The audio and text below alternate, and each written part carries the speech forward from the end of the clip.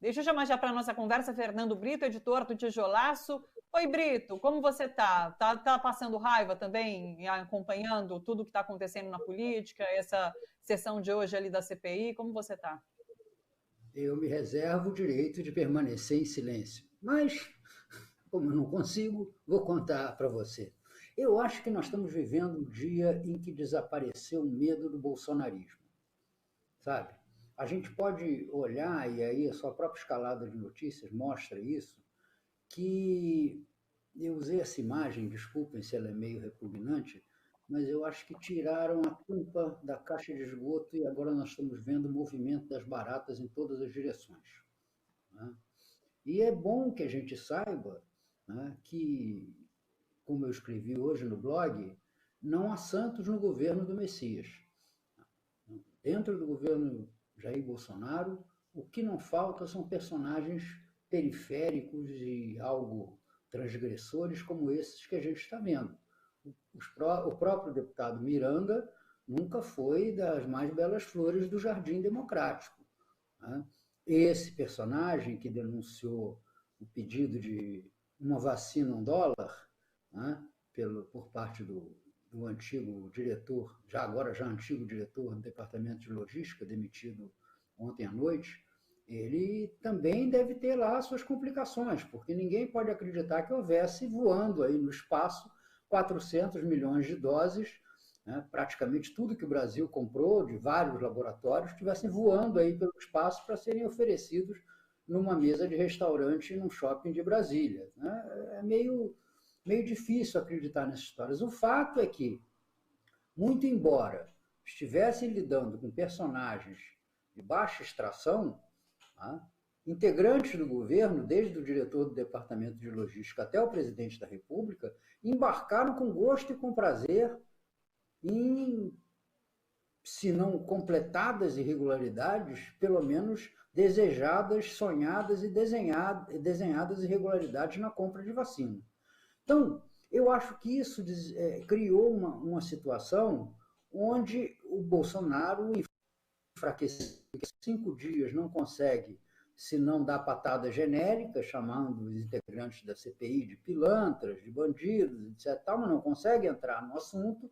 O governo se sucede em versões. Primeiro, tudo era falso, o documento era falso, e o documento tinha sido forjado, e agora, na última versão, o presidente mandou tomar providências, determinou ao Pazuello, justamente no dia que o Pazuello estava esvaziando as gavetas, que mandasse apurar. O Pazuello, no dia seguinte, já chamou o coronel, e o coronel disse que não tinha nada. Enfim, versões inverossímeis. E agora nós temos aí a promessa de uma sexta-feira muito quente na Comissão Parlamentar de Inquérito, porque o Luiz Paulo Dominguete Pereira, que é o vendedor de vacinas ao qual teria sido pedido $1 em cada dose, ele declarou hoje à repórter Constança Rezende, da Folha de São Paulo, que vai repetir tudo o que disse a ela. E acrescentou uma informação, é que ele foi levado à presença do coronel Elcio Franco, que era o chefe do Roberto Ferreira Dias, comprador de medicamentos do Ministério da Saúde, para falar da possibilidade de venda da vacina. Thalita, é inacreditável que um gestor público, principalmente um gestor público de alto escalão, um diretor logístico de um ministério, que disse bem o Carlos Wizard, num dos vídeos mostrados no CPI de hoje, tem 150 bilhões de reais no orçamento, possa encontrar com o sujeito pela primeira vez eu tenho vacinas para vender da AstraZeneca, quanto? 400 milhões? Passa lá em casa que a gente vai acertar essa compra. Gente, é um negócio de bilhões de dólares. Bilhões de dólares. Entendeu? Se custar $10 cada vacina, 400 milhões de vacinas custam 4 bilhões de dólares. Nós estamos falando de 20 bilhões de reais. É praticamente o orçamento do Bolsa Família por um ano. Então, não é um negócio que se pudesse fazer assim, no improviso. Tem coisa muito mal contada nessa história, mas com uma vantagem. A podridão está toda do lado de lá. E eu acho que à medida que as pessoas vão assistindo esse espetáculo deprimente, porque, afinal de contas, é o nosso país, é o nosso dinheiro e, sobretudo, são as vidas dos brasileiros, né? Eu acho que o desgaste político do governo vai aumentando e eu pressinto que as manifestações do dia 3 de julho vão atrair significativamente mais gente do que as últimas no dia 19 de junho passado, que já foram muito grandes. Então, eu acho que existe esse quadro se desenhando. E o Jair Bolsonaro, por menos que pareça, começa a ficar cada vez mais refém, né? Porque o Arthur Lira já começa a ter razões para, pelo menos, se não vai fazer, pelo menos ameaçar fazer a abertura do processo de impeachment que a sociedade reivindica dele. Nós vamos ter o super impeachment aí sendo apresentado, mas, sobretudo, o Augusto Aras fica também com a espada de Damocles sobre a cabeça de Bolsonaro, porque, afinal de contas, depende dele, e talvez ele tenha que fazer mesmo contra a vontade, depende dele a abertura de um inquérito junto ao Supremo Tribunal Federal, cuja aceitação pela Câmara, por maioria simples de voto, implica o afastamento por 180 dias do presidente da República. Como aconteceu, aliás, a tentativa de afastar o Temer 2 vezes naqueles 2 anos, precisamente no ano de 2017, em função das gravações do Joesley e da JBS. Né? Temer, que tinha um apoio na Câmara muito forte, né? Vamos lembrar que ele foi parlamentar de expressão durante décadas, ele ganhou com 30, 40 votos de diferença. Eu não sei se em Bolsonaro, em ruínas como ele está, sem representar perspectiva de poder, na medida que os resultados eleitorais dele estão se tornando, que embora o levem para o segundo turno, se houvesse, que hoje a gente dizer a vitória do governo Bolsonaro, não pelas condições normais eleitorais, seja uma perspectiva no horizonte. Deu uma pequena travada agora no final, mas não comprometeu a fala, não. O Fernando, em relação à Procuradoria-Geral da República, a PGR se manifestou, né, ontem dizendo que essa possível notícia-crime só vai ser analisada depois no fim da CPI. Então parece que meio que vão empurrando com a barriga também, sabe? Vão com muito descaso cuidando dessa questão, é o que me parece. O que só causa ainda mais revolta na gente, né? Porque eu acho que esse sentimento de todo mundo, desde ontem, desde sempre, né? Mas enfim, ontem eu acho que esse sentimento foi exponenciado por conta do que a gente passa a saber da cobrança dessa propina, como se cada vida valesse esse $1 que o governo queria lucrar em cima das vacinas. Então, é muita revolta. Eu queria, inclusive, trazer para você uma pergunta que mandaram aqui para a gente no chat, em relação à sua alegoria das baratas, né?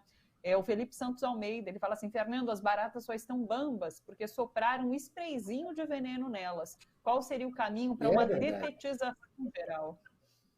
É verdade. As baratas são bichos muito resistentes e que se espalham muito. O nome científico dessa barata nojenta, que aparece de vez em quando na casa da gente, chama-se Periplaneta americana. Periplaneta porque ela se espalha no globo terrestre inteiro. Por onde você vai, pode ter certeza, há baratas. E no governo Bolsonaro, há baratas em profusão. Tá? Então, o melhor que nós temos a fazer é detetizar essa pátria pelo voto. Porque esse é luz, é calor, sabe? É liberdade, é limpeza. Esse é capaz, se não de acabar com as baratas, pelo menos fazer com que elas se recolham às tocas, aos cantos e ousem menos do que elas ousaram nesse período inteiro. Porque agora elas estavam excitadíssimas com a garantia da impunidade. Até agora elas estavam excitadíssimas com a garantia da impunidade. E essa garantia acabou.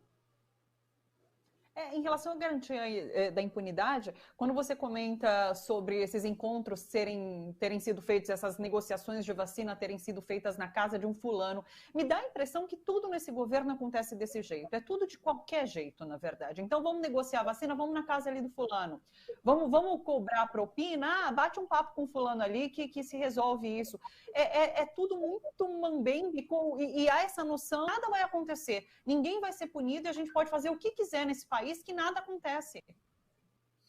Não é assim, não é assim. Entendeu? O problema é que essa, digamos, flexibilidade do eu conheço um cara lá que resolve isso, eu tenho um contato no ministério e tal, ela que sempre existiu, se tornou a maneira das pessoas se relacionarem.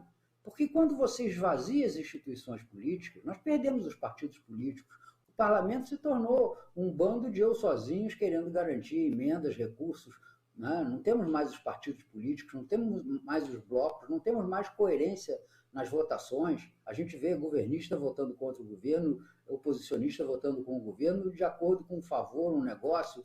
E isso prejudicou muito a estrutura da democracia no Brasil, e os partidos foram se avacalhando à medida que a população deixou de dar importância aos partidos políticos. Até mesmo países que você não pode dizer de maneira alguma que sejam esquerdistas, têm essa solidez eleitoral.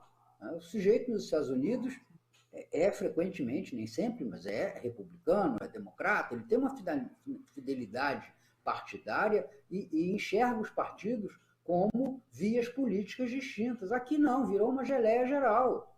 Poucos partidos conseguem ainda ter uma identidade. E isso facilita o governante autocrata, porque ele vai pegando os políticos como quem pega artigos na prateleira do supermercado. Olha, esse aqui está mais barato, pega esse aqui que está em promoção, leva esse, pague esse aqui e leve mais 2 juntos. Nós estamos virando uma super promoção parlamentar. O Centrão é isso. O Centrão é isso. O que é o Centrão? Ninguém sabe dizer. E essa crise está pegando de jeito o partido que é o núcleo do Centrão, que é o PP. O PP, que é o núcleo do Centrão, está fortemente abalado por essa história. E está vivendo uma situação em que essas declarações do Ricardo Barros, do eu sei me defender, soa como um desafio ao próprio presidente, que se pudesse já o teria defenestrado, mas não pode ainda. Vai ser inevitável, porém, acho eu, que Barros perca o cargo de líder do governo e o PP perca o centro da articulação política do presidente da República. Eu acho que Jair Bolsonaro, assim que puder, desde que ele consiga acertar com Arthur Lira o bloqueio do pedido de impeachment, e eu acho que isso está muito perto de acontecer, porque o Lira não tem a menor intenção de fazer isso, acho que ele vai enfrentar problemas com a Câmara, sim. Tanto que eu imagino que de agora em diante vai ser muito difícil para o governo aprovar qualquer coisa dentro da Câmara dos Deputados. 2022 começou com a CPI. Fernanda, sobre os processos de impeachment, você acha então que esse pedido de impeachment que foi apresentado agora, esse super pedido de impeachment, como está sendo chamado, assinado por vários partidos, ele vai ter pouco impacto ali na mesa de Arthur Lira, o presidente da Câmara? Mas, claro, aquilo é um lamaçal tão grande que qualquer coisa que cai ali não faz taque, faz plaf, e se amolda aquela lama. Aquilo ali não tem essa capacidade de reagir ao desejo cívico da nação. Não. A Câmara vai, e com muita dificuldade, vai na base do empurrão. Nós vamos precisar fazer crescer essas manifestações até um nível gigantesco para que a Câmara se mova e um pouquinho só. Ela não vai funcionar sem pressão. E nada mais funciona sem pressão no Brasil, Thalita. Nada mais. As instituições elas estão emperradas.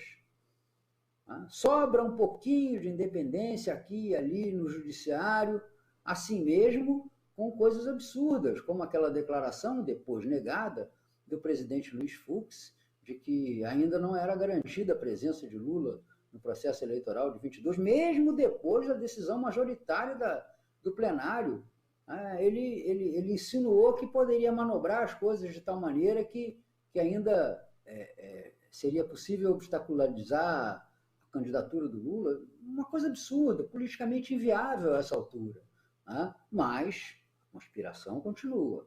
A Câmara está aí, mexendo na área maluca, porque você vai começar em plena crise, em plena véspera de eleição, a decidir quem paga mais, quem paga menos, que entes federativos, municípios, estados ou a União ficam com mais, todo mundo quer fazer demagogia local, vão sangrar a União Federal. O Paulo Guedes não está nem aí. Nós estamos vivendo uma crise hídrica que, se não acabar em apagão este ano, vai, dependendo do regime de chuvas, né, do final desse ano e no início do próximo, vai se refletir no ano que vem. Não há possibilidade de uma retomada econômica sólida. Você vê agora o boletim Focus do Banco Central com as previsões dos financistas, está lá, o PIB vai subir 4,8, 4,9, 5,0, 5,1, todas as visões positivas, e aí você olha o número que o IBGE dá hoje. O desemprego continua sendo o maior da história, como já foi na última medição. Nós temos praticamente 15 milhões de pessoas desempregadas.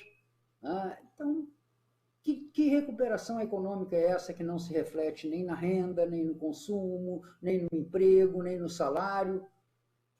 Nós vamos enfrentar um quadro agora em que mês que vem a inflação já vai chegar bem perto, esse mês, né? A inflação já vai chegar bem perto de 9 e quem sabe até agosto ela possa tocar os 10%, chegar muito perto dos 10%, porque como eles parcelaram o reajuste da luz para este mês de junho e para o mês de julho, né, nós vamos ter forte pressão inflacionária nos 2 meses.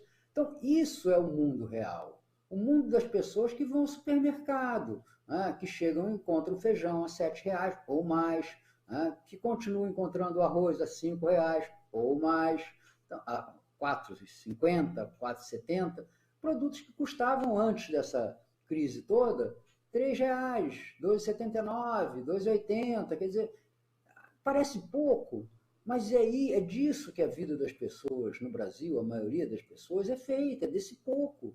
É esse pouco que elas têm que comer para fazer a mistura do dia a dia. É o feijão, o arroz, o óleo de soja. Né? Sobrou, por enquanto, o ovo.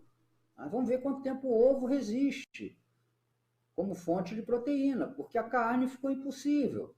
Qualquer carne de segunda está custando 30 e poucos reais no açougue. Então, essas coisas não entram na cabeça de Paulo Guedes e companhia. Eles são gente que vive numa bolha. Eles não têm a menor noção do que se passa. Na realidade, uma vez eu estava conversando com o Brizola, falando de um problema da linha vermelha, da passagem de ônibus das linhas vermelhas, etc. e tal. E aí eu reclamei que tinha que colocar mais linhas passando por ali. O secretário de transporte argumentou, não, mas é uma via segregada, não pode passar ônibus que pare. Eu falei, não, mas tem que ser expresso mesmo, mais linhas, mais opções. Aí o Brizola estava olhando tudo isso aí, virou para o secretário e disse assim, doutor fulano, quantos anos faz que o senhor não toma um ônibus? Essas pessoas vivem num mundo onde não se toma ônibus, onde não se faz compras no mercado, sabe?